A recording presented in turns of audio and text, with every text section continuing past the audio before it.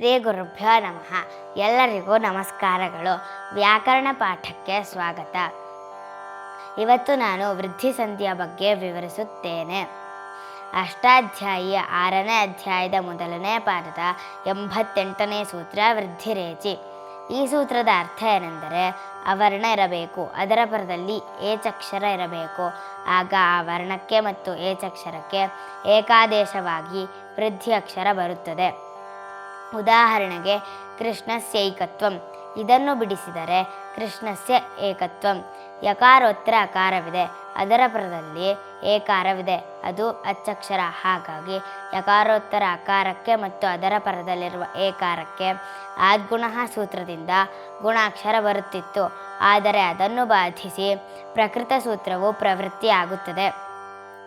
ಯಕಾರೋತ್ತರ ಅಕಾರವಿದೆ, ಅದು ಅವರ್ಣ, ಅದರ ಪರದಲ್ಲಿ ಏಕಾರವಿದೆ, ಅದು ಏಚಕ್ಷರ.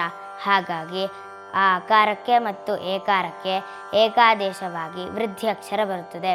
ಯಾವ ವೃದ್ಧಿ ಅಕ್ಷರ ಬರುತ್ತದೆ? ಸ್ಥಾನಿಗೆ ಯಾವ ಸ್ಥಾನ ಇರ್ತದೆಯೋ ಅದೇ ಸ್ಥಾನ ಇರುವ ವೃದ್ಧಿ ಅಕ್ಷರ ಬರುತ್ತದೆ. ಇಲ್ಲಿ ಸ್ಥಾನಿ ಅಂದರೆ ಅಕಾರ ಮತ್ತು ಏಕಾರ. ಅಕಾರಕ್ಕೆ ಅಕುಹ ವಿಸರ್ಜನೀಯಾನಾಂ ಕಂಠಃ ಕಂಠಸ್ಥಾನ.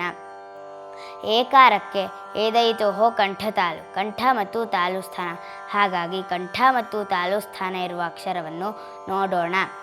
ಆಕಾರಕ್ಕೆ ಅಕುಹ ವಿಸರ್ಜನೀಯಾನಾಂ ಕಂಠಃ ಕಂಠಸ್ಥಾನ. ಔಕಾರಕ್ಕೆ ಓದೌತೋಹೋ ಕಂಠೋಷ್ಟಂ, ಕಂಠ ಮತ್ತು ಓಷ್ಠಸ್ಥಾನ. ಐಕಾರಕ್ಕೆ ಏದೈತೋಹೋ ಕಂಠತಾಲು, ಕಂಠ ಮತ್ತು ತಾಲು ಸ್ಥಾನ.